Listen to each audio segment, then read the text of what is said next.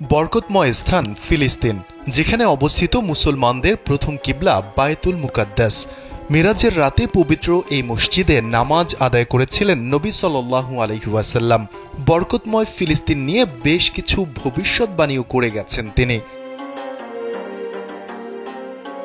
বর্তমান ফিলিস্তিন ছিল প্রাচীন বিলাদ আর শামস অঞ্চলের একটি অংশ।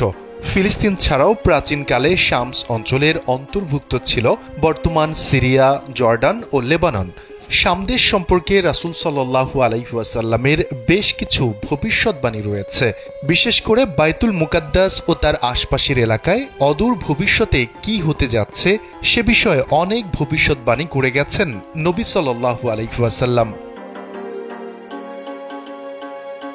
এক হাদিসে আবু হুরায়রা রাদিয়াল্লাহু তাআলা আনহু বর্ণনা করেন, রাসূল সাল্লাল্লাহু আলাইহি ওয়াসাল্লাম বলেছেন, কিয়ামত সংগঠিত হবে না যতক্ষণ পর্যন্ত মুসলমানগণ ইহুদি সম্প্রদায়ের সাথে লড়াই না করবে। মুসলমানগণ তাদেরকে হত্যা করবে, ফলে তারা পাথর বা বৃক্ষের আড়ালে আত্মগোপন করবে। তখন পাথর বা গাছ বলবে, হে মুসলিম, হে আল্লাহর বান্দা, এই তো ইহুদি আমার পশ্চাতে, এসো তাকে হত্যা করো। কিন্তু গারকাত গাছ এ কথা বলবে না, কারণ এ হচ্ছে ইহুদিদের গাছ। বায়তুল মুকাদ্দাস তথা ফিলিস্তিনকে মহানবী সাল্লাল্লাহু আলাইহি ওয়াসাল্লাম বিজয়ীদের ভূমি হিসেবে উল্লেখ করেছেন, অর্থাৎ ইহুদিদের নির্যাতন ও হত্যাযজ্ঞ একদিন শেষ হবে। মুসলমানদের একটি দল তাদের সঙ্গে যুদ্ধ করবে এবং বিজয়ী হবে। হযরত আবু উমামা রাদিয়াল্লাহু তাআলা আনহু থেকে বর্ণিত, রাসূল সাল্লাল্লাহু আলাইহি ওয়াসাল্লাম বলেন, আমার উম্মতের একটি দল সত্যের ওপর বিজয়ী থাকবে, শত্রুর মনে পরাক্রমশালী থাকবে। দুর্ভিক্ষ ছাড়া কোনো বিরোধী পক্ষ তাদের কিছুই করতে পারবে না। আল্লাহর আদেশ তথা কিয়ামত পর্যন্ত তারা এমন থাকবে। সাহাবীরা জিজ্ঞাসা করলেন, হে আল্লাহর রাসূল, তারা কোথায় থাকবে? রাসূল সাল্লাল্লাহু আলাইহি ওয়াসাল্লাম বলেন, তারা বায়তুল মুকাদ্দাস এবং তার আশপাশে থাকবে।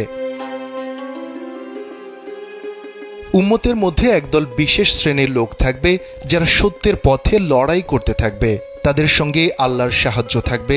তারা সত্যের পক্ষের সংগ্রামকে কিয়ামত না আসা পর্যন্ত অব্যাহত রাখবে, কেউ তাদের কোনো ক্ষতিও করতে পারবে না। হাদিসের ভাষ্যমতে এ দলটি শাম দেশ অঞ্চলে অবস্থানকারী হবে। মুগিরা ইবনে শুবা রাদিয়াল্লাহু তাআলা আনহু থেকে বর্ণিত, রাসূল সাল্লাল্লাহু আলাইহি ওয়াসাল্লাম বলেন, আমার উম্মতের এক দল সবসময় সত্যের ওপর বিজয়ী থাকবে। এভাবে কিয়ামত এসে যাবে আর তারা বিজয়ী থাকবে। তাদের অবস্থানস্থল সম্পর্কে আরেক হাদিসে আবু উমামা রাদিয়াল্লাহু তাআলা আনহু বর্ণিত হাদিসে রাসূল সাল্লাল্লাহু আলাইহি ওয়াসাল্লাম বলেন, আমার উম্মতের একটি দল সত্যের ওপর বিজয়ী থাকবে, শত্রুর মনে পরাক্রমশালী থাকবে। দুর্ভিক্ষ ছাড়া কোনো বিরোধী পক্ষ তাদের কিছুই করতে পারবে না। আল্লাহর আদেশ তথা কিয়ামত পর্যন্ত তারা এমনই থাকবে। সাহাবায়ে কিরাম জিজ্ঞাসা করলেন, হে আল্লাহর রাসূল, তারা কোথায় থাকবে? রাসূল সাল্লাল্লাহু আলাইহি ওয়াসাল্লাম বললেন, তারা বায়তুল মুকাদ্দিস ও তার আশেপাশে থাকবে। শাম একসময় মুসলমানদের আশ্রয়স্থল হবে। সেখানকার দামেস্ক নগরীর পার্শ্ববর্তী গোত নগরী তাদের সেনা ছাউনি হবে। হযরত আবু দারদা রাদিয়াল্লাহু তাআলা আনহু থেকে বর্ণিত, রাসূল সাল্লাল্লাহু আলাইহি ওয়াসাল্লাম বলেন, মহাযুদ্ধের সময় মুসলিমদের ছাউনি হবে গোতা শহরে, যা দামেস্ক নগরের পাশে অবস্থিত। এটি শামের উৎকৃষ্ট শহরগুলোর একটি। অন্য বর্ণনায় রয়েছে, রাসূল সাল্লাল্লাহু আলাইহি ওয়াসাল্লাম ইরশাদ করেছেন, অচিরেই তোমরা শাম বিজয় করতে পারবে। যখন তোমাদের সেখানে বসবাসের এখতিয়ার দেয়া হবে, তোমরা দামেস্ক নগরীকে বাসস্থান বানাবে, কেননা তা যুদ্ধ পরবর্তীকালীন মুসলিমদের আশ্রয়স্থল হবে আর তাদের ছাউনি হবে সে দেশের একটি ভূমি যাকে গোতা বলা হয়। ঈসা আলাইহিস সালাম দ্বিতীয় আকাশে অবস্থান করছেন। কিয়ামতের আগে তিনি আবার পৃথিবীতে অবতরণ করবেন। দুজন ফেরেশতার ডানায় ভর করে সিরিয়ার দামেস্ক শহরে শুভ্র মিনারের কাছে তিনি নেমে আসবেন।